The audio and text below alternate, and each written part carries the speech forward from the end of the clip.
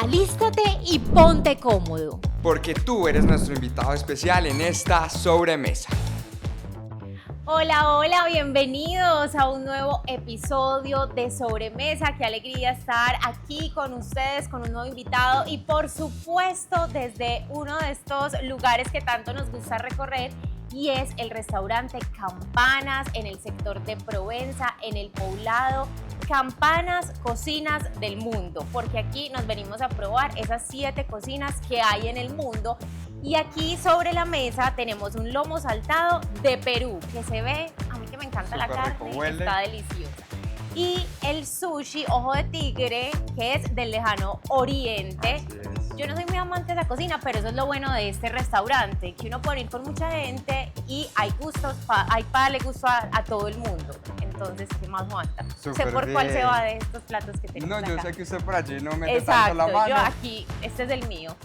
Y así como diferentes sabores, pues la música también es para todos los gustos y por eso tenemos hoy un invitado muy especial. Giampiero, ¿cómo has estado? Salud. Bienvenido, salud. Buenas tardes.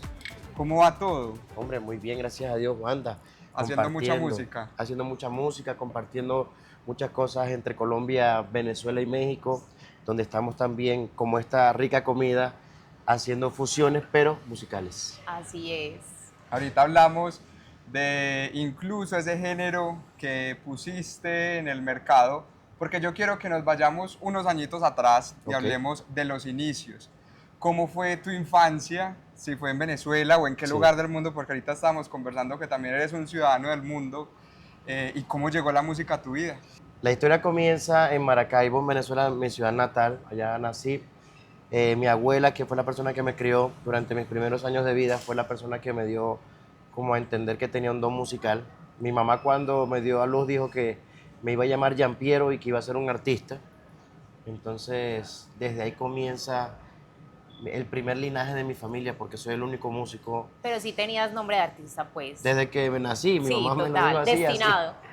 Pensamos que era el nombre artístico, no que era el nombre real. No, mira, ese es mi nombre de verdad, Giampiero Spano Beninato.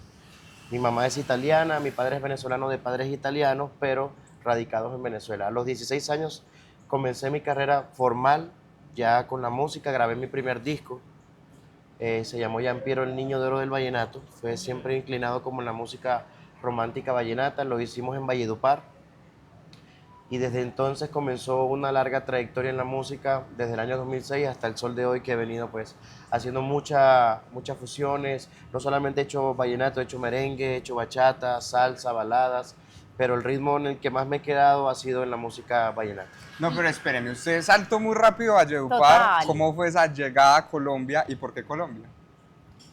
Bueno, resulta y acontece que más o menos como a mis 15 años, mi carrera realmente iba a ser del fútbol. Yo iba a vivir del deporte a nivel profesional, pero una lesión me sacó de las canchas y me empecé a dedicar como a otras cosas.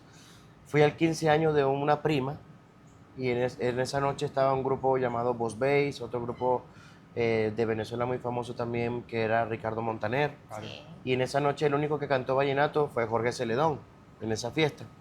Entonces me invitaron a cantar una canción, me acuerdo yo que se llamaba Cuatro Rosas, y cuando salí de la fiesta, el manager de Ricardo Montaner, que también era el manager de ese grupo Boss Bass, me llamó y me dijo, mira, ¿qué te parece si te hacemos un disco de vallenato? Porque no existe una persona tan joven que cante vallenato, o sea, que tenga como su propia trayectoria. Pero como era de noche, estaba la gente un poco tomada, yo pues la verdad no le presté mucha atención. Sí. Mi papá me fue a recoger en esa noche y el señor insistía con que había que hacer un álbum de vallenato. Y al otro día el señor llegó a las 9 de la mañana a mi casa a decirme, queremos firmar a Giampiero y vámonos a Valledupar a hacer un álbum de vallenato. Y así fue. A la semana siguiente contactamos a un señor llamado Jorge Balbuena, que ha sido un gran productor y músico de acá de Colombia, El Pitufo, composiciones de Diomedes Díaz, de Martín Elías, de personas muy importantes.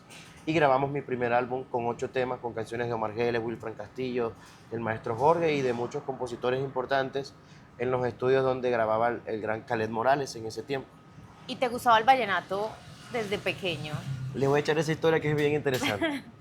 Yo conozco el vallenato por un tío mayor que yo, que es el hermano menor de mi mamá, que conquistaba a su novia que vivía en Cúcuta. Ajá. Entonces a ella le gustaba la música romántica de Los Inquietos, Los Diablitos, El Binomio, esa música, Sí. lo que le llamaban música de planchar o de despecho del vallenato.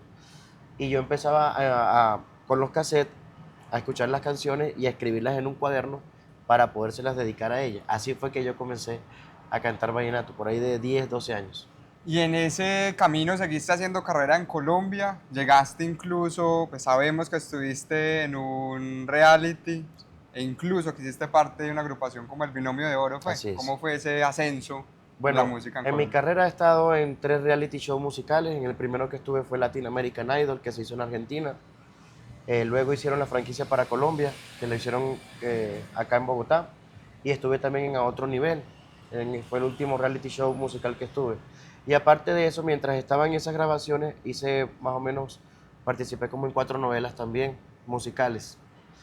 Ya mi carrera empieza a destinarse por la música, por inclinarme, y el Binomio de Oro de América en el año 2016 me hace la invitación para ser el cantante principal del grupo, y estuve 4 años con ellos. Antesito de la pandemia, que comenzara la pandemia, estuve con ellos en el grupo con el maestro Israel Romero, que fue como mi mentor dentro de la música vallenata.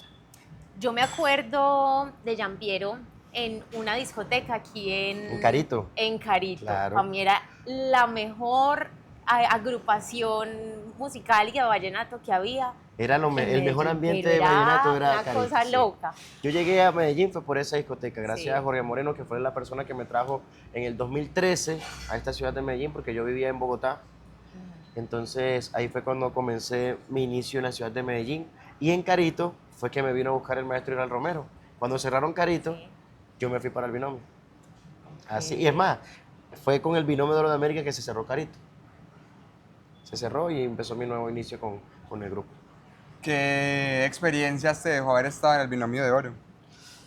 Imagínate que yo entré al grupo y los 2 primeros años yo no caí en cuenta que estaba en el grupo. O sea, fue como para mí como un sueño hecho realidad, porque el Binomio de Oro de América está institucionalizado en el mundo como la Universidad del Vallenato. O sea, es un grupo muy importante Sí. de nuestro folclore vallenato. Lleva ya 50 años de carrera artística, siendo el maestro Israel Romero y Rafael Orozco los fundadores en el año 1976, y llevando un peso tan importante desde Argentina hasta Europa con nuestro folclore vallenato, escuchando en cada ciudad y en cada país, los nativos de cada país escuchando vallenato. Eso es algo que uno lo deja muy impactado. Por ejemplo, la primera vez que fui para México, era un estadio para 45,000 mexicanos que fueron a escuchar vallenato del Binomio de Oro de América. Entonces, para mí realmente fue como un sueño hecho realidad, y fue un chulito que puse en mi vida, y dije, Dios mío, fue importante para mí ese trampolín que me dio la oportunidad de darme a conocer no solamente en Colombia, sino en el mundo entero. ¿Qué decía tu familia, tus papás de escucharte cantar vallenato, un género que es muy, pues, como muy de acá, muy Sí. colombiano, y pues tu familia es de otras partes del mundo? ¿Qué decía? Bueno, mi papá en realidad estaba en desacuerdo con que yo cantara vallenato. Mi papá fue uno de los primeros que se opuso, pero yo recuerdo las palabras que él me dijo: si eso te hace feliz, pues Total. haz lo que te haga feliz. Yo comencé a cantar mi formación como músico. Yo soy pianista, soy guitarrista, soy productor, soy compositor, arreglista. Entonces mi música era música en inglés, música en español, pop, balada. Me gustaba mucho la música como dance de los 80. Entonces empecé a escuchar en la poesía de la música vallenata, que tenía una similitud muy importante con la música de México, con música importante como Vicente Fernández. O sea, el vallenato ha tenido algo tan trascendental que por eso hoy en día dura en el tiempo. Tú Sí. escuchas un vallenato hace 30, 40 años y todavía está vigente en el Total. mercado. Eso es porque tiene un cimiento muy fuerte, por sus melodías, por sus letras. Entonces empecé a conseguir en el vallenato un mundo mágico, algo que hablaba de mucho amor, de desamor. O sea, era como un cuento de hadas. Y en las historias empecé a identificarme para cantarlas, y no solamente que también me pasaban. Yo decía, no puede ser posible que uno esté cantando algo que a uno también le pasa como ser humano. Ahí fue donde me enamoré de la música vallenata, de las composiciones de Wilfran Castillo, Omar Geles, Tico Mercado, Iván Calderón y muchos compositores que se han vuelto poetas de nuestro folclore. Fue cercano a este momento, Giampiero, que tuviste un suceso importante, además de la alegría del convertirte en papá, pues hubo como un momento de quiebre y quedaste responsable de tu niño. Así ¿Cómo es. viviste ese suceso? Eso pasó en el año 2018, yo estaba en el Binomio de Oro de América. En ese momento mi pareja era Laura Muñoz, la cual hoy se encontraría cumpliendo 36 años de edad. Hoy, Hoy Hoy, hoy precisamente. justo hoy. precisamente sí. Y bueno, fue un momento muy difícil para mí porque ella ese día le iban a dar de alta de la clínica y yo pues me dispuse a irme con el grupo para una gira. Íbamos para Nueva York y cuando yo me estaba montando en el avión nos llamaron de la clínica a decirme que Laura había fallecido por un tema le dio una trombosis. Entonces a mí me tocó devolverme, yo no viajé en ese momento con la agrupación y recibí a mi hijo Valentino y mi madre que vive actualmente en Madrid, en España, pues llegó a ayudarme también como a ayudarme un poco a aliviar esa carga tan pesada que venía de una responsabilidad como era ser papá por primera vez. Entonces ahí comenzó como un momento bien complicado en mi vida personal. Yo estuve un mes ausente del grupo mientras me recuperaba anímicamente de lo que había pasado, porque yo entré en un shock que no entendía como la situación, Ella que, estaba bien. bueno, ella cuando dio a luz empezó a complicarse, empezó a tener muchas cosas. Le dio preeclampsia, mastitis, agarró una bacteria, ya después se le coaguló la sangre y al final, cuando empezaron a hacerle los tratamientos de anticoagulación, le dio un derrame cerebral porque no supieron darle como el manejo correcto. Entonces, durante el proceso del embarazo, ella estuvo siempre muy bien, pero al momento de dar a luz, todas las mujeres están expuestas a vivir o morir, todas. Y dentro de una cantidad importante de personas, fallece y le tocó a la mamá de mí. Y en ese momento estabas en el binomio Sí, y ahí continuaste, pues, yo continué, pero no fue lo mismo. Yo continué muy fracturado, desgastado, tenía como... Yo me montaba en un escenario y era como una terapia, me servía como para cantar, pero al mismo tiempo no podía aguantar de llorar. Había muchas canciones que uno las llevaba dentro de uno y decía, Claro. bueno, ¿cómo es posible uno estar en una situación de esta y cantar con alegría al público? Era imposible.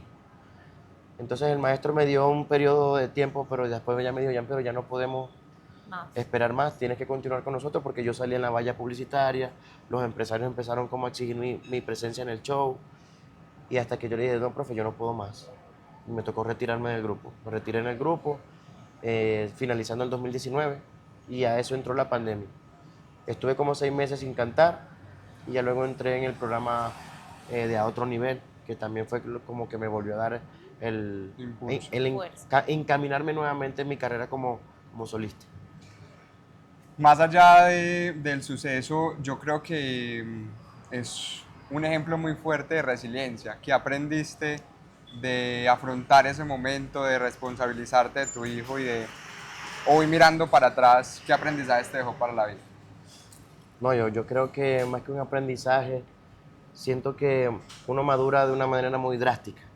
Yo en ese momento tenía 29 años, no estaba preparado para tener mi primer hijo, porque realmente uno nunca está preparado para eso. Cuando tengo la noticia de que Laura estaba en embarazo, eh, empecé como a entender que ya me estaba haciendo adulto, una persona ya responsable con un hijo, que es una responsabilidad muy grande. No solamente uno como padre, sino criarlo bien, darle un buen ejemplo y lo que humanamente a uno como ser humano pues le queda a su alcance darle lo mejor. Entonces yo siempre soñé con tener mi hijo, siempre soñé con un niño varón como mi primer hijo. Y ya luego con el tiempo pasaron 2 años, yo intenté quitarme la vida 2 veces. No fue fácil para mí esos primeros 6 meses porque entré en un tema de depresión y de ansiedad que solamente Dios pudo sacarme de ese momento tan difícil que viví. Y empecé como a buscar otra vez mi camino en la música y como ser humano, como volverme a encontrar, porque me perdí mucho, no en cosas de drogas y eso, porque nunca he estado como en ese tema, pero sí me desenfoqué mucho de mi carrera, de mi vida personal. Llegó el punto en que quería retirarme ya del todo de la música, quería como buscar otros caminos, pero siempre he sentido en mi corazón un llamado importante eh, para, para alegrar también la gente la vida, que no es fácil. Hay muchas personas que nosotros a lo mejor creemos que tenemos una vida medianamente complicada y no sabemos realmente todos los problemas que hay en el Sí. mundo que son muy fuertes. ¿Y qué hacías o qué hiciste para salir de esa situación en la que te encontrabas? Nos dijiste que solo Dios, pero ¿en qué Sí. te refugiaste? ¿En tu familia? ¿Qué hacías? La música. ¿En la Mira, música? yo Estuve en muchas terapias psicológicas, psiquiátricas, pero eso me abrumaba mucho. Entonces encontré un libro muy importante para mí que se llama Un Curso de Milagros, que es prácticamente una Biblia nueva. Empecé a leerlo y a entenderlo. Es un libro bastante complejo para uno que vive en una realidad que como que se lo han ido inculcando desde un momento muy pequeño, que la vida es diferente a lo que el libro te explica. Si en algún momento de la vida tienen la oportunidad de leerlo, búsquenlo. Yo sé que... Eres la segunda persona que nos recomienda ese libro en estos podcasts. No, y te digo que es un libro súper poderoso. Mira, se me paran hasta los pelos de solamente pensar en lo que hablaba el libro. Sí. Entonces, después de eso empecé a interesarme mucho por la lectura basada en esa misma experiencia. Encontré un libro que se llama Volver al Amor, que también hace parte de un curso de milagros. Y empecé a entender la vida diferente. Empecé a ver la vida de una manera distinta. Empecé a ir más a la iglesia cristiana, católica, lo que sea que fuera, que me conectara con el ser de Dios, o sea, con la energía de algo supremo, que siempre pues para nosotros es algo importante tenerlo claro, que existe algo superior a nosotros. Y vi la vida muy diferente, vi la vida muy diferente. Luego de eso conocí a la mamá de mi segunda hija. Yo tengo otra hija, se llama Francesca. Con Marcela duré 4 años, y también entendí de una forma diferente ser papá de una niña, que no es lo mismo ser papá de un niño. Son dos amores totalmente diferentes, aunque los amo los dos con todo mi corazón, son amores desde perspectivas distintas. Y eso como que me empezó también a aplacar un poco más mi humanidad. Me llevó más a ser más aterrizado. Porque la industria de la música te eleva a un punto en que tú a veces no te das cuenta de la realidad o de lo que es mentira. Porque la gente te endiosa. Tu círculo de personas, los fanáticos, llegan a un punto en que te hacen tan grande que uno también se lo cree. Entonces eso es lo que uno tiene que trabajar como ser humano para mantenerse tranquilo. Hubo otro suceso importante frente a la salud de tu familia con tu papá y una experiencia con el cáncer. Él estaba en Venezuela Sí. y te lo trajiste para Colombia o el tratamiento fue en Venezuela. Bueno, imagínate que el año pasado, como en junio, me firmó una compañía mexicana, porque a raíz de la fusión que he hecho con la música colombiana y el regional mexicano, se interesaron y me llevaron a vivir a Monterrey. Yo me fui a vivir 6 meses a Monterrey y mi padre estaba en Maracaibo, pero estaba solo. Él me llama un día y me dice, hijo, quiero hacerme un examen, pero aquí en Venezuela no lo están haciendo. Me voy a ir para Medellín, aquí estaban pues mis hijos, pues estaba pues la señora que me cuida también al niño, estaba pues mi núcleo. Y porque mi tío, por su hermano mayor, le había dado cáncer con metástasis. Sí. Entonces él se asustó y me dijo, hijo, necesito irme para Medellín a hacerme este examen. Y no, papi, bueno, dale. Cuando llega a Medellín y se hace el examen, el señor que le hizo el examen inmediatamente le dijo, señor, usted tiene cáncer de próstata. Pero así, de una manera supremamente abrupta y Sin muy tacto indelicado. Fuerte. Entonces mi papá sufre mucho de ansiedad. Y hubo un tiempo en que mi papá estuvo psiquiátricamente medicado porque sufre de los nervios. O sea, él se estresa con facilidad.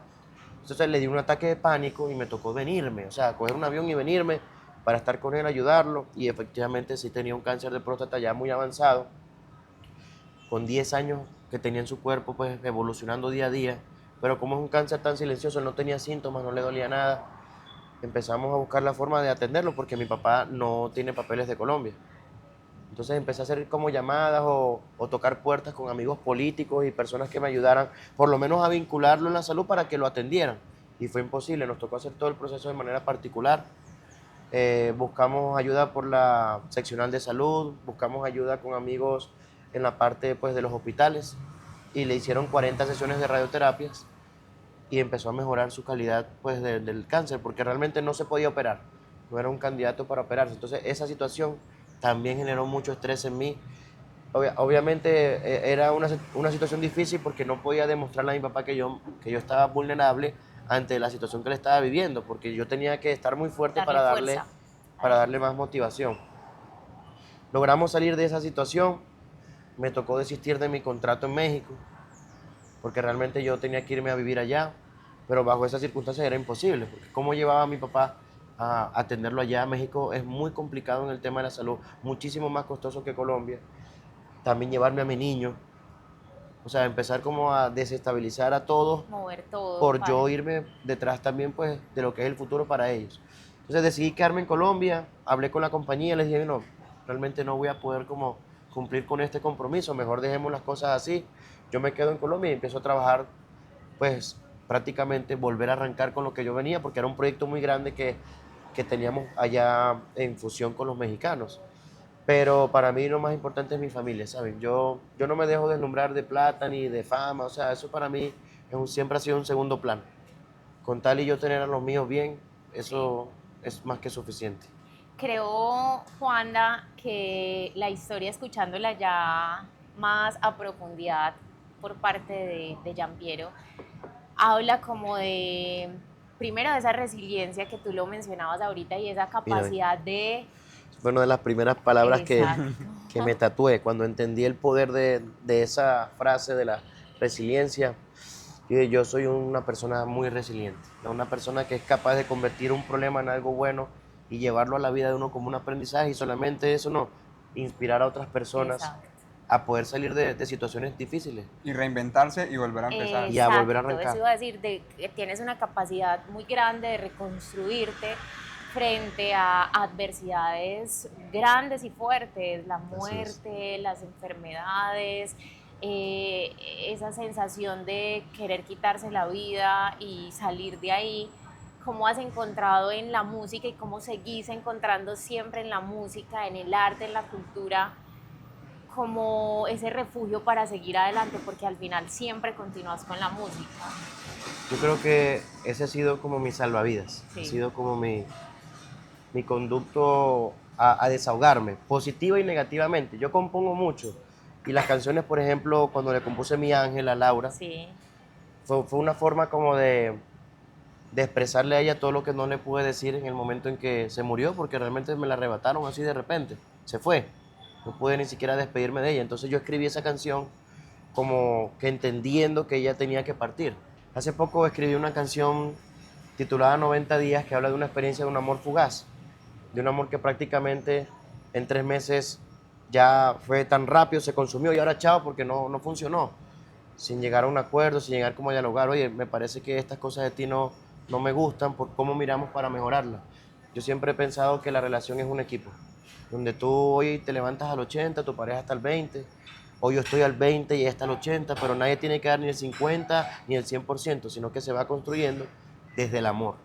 El amor es lo más importante que tiene que haber, un amor real, un amor sí. que aguante hambre, un amor que aguante problemas, un amor que aguante situaciones difíciles y no solamente en las buenas. Y eso solamente lo da el amor de Dios. Si tú tienes una pareja que cree profundamente en Dios, estoy seguro que va a ser mucho más fácil construir un hogar sano donde le vas a dar ejemplo si quieres tener hijos a tus hijos. Y hablando de los hijos, además de la resiliencia, del seguir las pasiones y el reinventarse, que seguramente lo tienen más que aprendido de tu historia y de tu ejemplo, ¿qué más lecciones de vida son importantes para ellos? Para mis hijos, Sí. mira, yo pienso que lo más importante que uno le puede dar a sus hijos es una buena formación, un amor, pero debe ir estructurado. O sea, el amor tiene que ser 50% amor, 50% estructura para tus hijos. No te puedes convertir en un papá 100% mimador o un papá 100% amoroso, sino que tiene que ser un amor que vaya lineal. Ellos tienen que tener un buen ejemplo. El padre siempre es importante dentro de la familia y la madre es fundamental también para el desarrollo de nuestros hijos. En mi caso que Valentino pues no ha tenido su figura materna desde que nació porque fue una condición con la que él nació. A él le tocó ver a su abuela, en algún momento a Marcela también que entró a mi vida y a muchas personas que han entrado a la vida de él como figuras maternas teniendo en cuenta que no tiene a su mamá. Entonces a mí me Y que tocó su mamá seguirá siendo su mamá para siempre. siempre. Él está claro, hoy en día Valentino tiene 6 años, cumple 7 años en este año ya, pero yo siempre le he hablado de su mamá. Siempre le he hablado que él tiene una mamá en el cielo, un ángel, y que tiene personas en la tierra que lo amamos mucho. Pero es una condición de vida que no podemos verlo con pesar, Sí, claro. sino que hay que verlo con amor y enseñarle poco a poco cómo él también como ser humano de eso tiene que aprender. A diferencia de Francesca, que tiene su mamá, tiene su abuela, tiene sus abuelos y tiene a su papá. Tiene un núcleo familiar, aunque estemos separados, un poco más robusto. Entonces pienso que hay que darle muy buenos ejemplos. Yo los llevo a la iglesia. Desde pequeños siempre los he llevado los domingos a la iglesia. A veces no les gusta, se aburren, pero ellos más adelante lo van a entender, el por qué yo hacía eso. Entonces ya yo veo que Valentino, por ejemplo, se duerme con canciones de la iglesia, le gusta, yo le rezo todas las noches, continuamente. Entonces pienso que esos valores son muy importantes hoy en día, que se han perdido mucho en todo lo que es la sociedad de ahora, que es una sociedad bastante complicada. Siento que a diferencia de cuando nosotros éramos pequeños, hoy en día es más complicado criar hijos. Bueno, hablemos de hoy. Giampiero, ¿qué está haciendo hoy? Nos estabas contando de esa fusión de la música de banda mexicana y el vallenato. Sí. El bandanato. Bandanato. Hablemos un poquito de en qué proyectos andas hoy. Mira, este proyecto nació junto a mi amigo Karim León, que fue la primera persona que creyó en esa fusión. Hicimos el invierno pasado en homenaje a los 20 años que tenía como ya lanzada por Jorgito Celedón, una canción compuesta por Maestro Wilfram. Ya luego hice una canción con Luis Alfonso que se llama Olvídala, donde empezamos a hacer mezcla de la música ranchera con el vallenato. Hice una canción que se llama Quizás me equivoqué con la Tracalosa de Monterrey, que también es una agrupación muy importante. Y ahora vengo con canciones con Calibre 50, de Muñoz, venimos con canciones con Grupo Frontera, otra canción con Karim, donde estamos fusionando nuestro folclore vallenato con el regional mexicano, con todo, con cumbia, con banda, con corrido, con muchas alternativas de la música regional que a nosotros nos ha funcionado muy bien. El álbum nuevo que viene se llama Forastero, que nace del proyecto Bandanato, que fue un proyecto que hicimos en la ciudad de Monterrey con 12 vallenatos fusionados con toda la fusión de banda y vallenato. Me encanta. Giampiero, para terminar, hablas de todas estas personas con las que has hecho fusiones en la música y en la vida, ¿por qué son importantes las colaboraciones? Mira, porque estamos a 3 personas de conquistar el mundo. Y si pueden encontrar un libro que se llama El mundo es una aldea, ahí van a entender. Nosotros 3 estamos haciendo una conexión en este momento que nos lleva a más personas. Cuando yo colaboro con los artistas, yo estoy consumiendo el público del artista y el otro público, él consume el mío. Entonces así la gente va viendo cómo podemos abrir el mercado y hacerlo más global. Karim hoy en día es el exponente número 1 del regional mexicano en el mundo, con más de 50 millones de personas al mes escuchando su música. Pues a mí no me escuchan tanto, me escucharán por ahí 200, 300 mil personas, pero también son importantes porque para él en Colombia es un mercado demasiado importante. Y para mí el mercado mexicano, americano y todo el mercado de habla hispana es muy importante. Entonces siento que no es un tema de números, sino es un tema de conectar. Karim y yo somos amigos, amigos desde el primer día que nos conocimos, y con las personas que yo he hecho dueto es porque realmente hemos hecho química. Ayer estuve en una grabación de unos amigos, estuve con Gangsta, que es el productor de Capo, con el productor de Ryan Castro, con Micro TDH, que es un artista venezolano bien importante, y un artista nuevo que se llama Benny. Y hicieron una canción increíblemente, que va a salir ahora muy pronto, y yo decía, increíble cómo hoy en día el tema es de conexión. Sí. El tema nunca ha sido de egos, de que yo soy más que tú, sino un tema de que la música conecta y crea momentos de armonía. Y multiplica. Totalmente. Cuando viene así de esa forma, sí. Pero, por ejemplo, cuando hay duetos con imposiciones disqueras, eso no va a pasar nunca Por nada. conveniencia. No, Ya. no tiene sentido, porque a veces los artistas ni siquiera se ven, sino que hacen las colaboraciones por temas de convenios, pero la música no trasciende así. Y así pasa en todo en la vida. Total. Siempre cuando es desde la buena energía y desde la conexión Desde auténtica, el eso amor. siempre va a multiplicar. Así es. Amén. A Giampiero, de verdad, muchísimas gracias Gracias, por Luisa, gracias a habernos abierto las puertas de Wanda, tu muchas vida, gracias. de tu A vos, corazón. muchas gracias. Muchísimas Placer gracias muy por grande. estar aquí con nosotros. Yo ya comí un poquito y no vi Aquí que nos ustedes hayan quedamos comido. comiendo, Esto que esto está está delicioso. Vamos a terminar de comer. delicioso. Yo pensé de que esto era un plato del lejano oeste, pero es del lejano No, ahí oriente. está, ahí está. Esto está delicioso. Muchísimas gracias a ustedes que se conectan siempre con nuestros episodios de Sobremesa. Wanda, qué rico haberte vuelto a ver. Estaba un poquito perdida esta niña, les quiero contar. Habernos vuelto a cenar. sentarse sobre una mesa a conversar y a conocer personas con historias muy inspiradoras. Aquí nos seguimos viendo cada semana en las redes sociales y en la emisión de Hora 13 Noticias. Nos vemos la próxima. Gracias por estar aquí. Chao. Vamos a comer que Chao. se enfría. Está delicioso.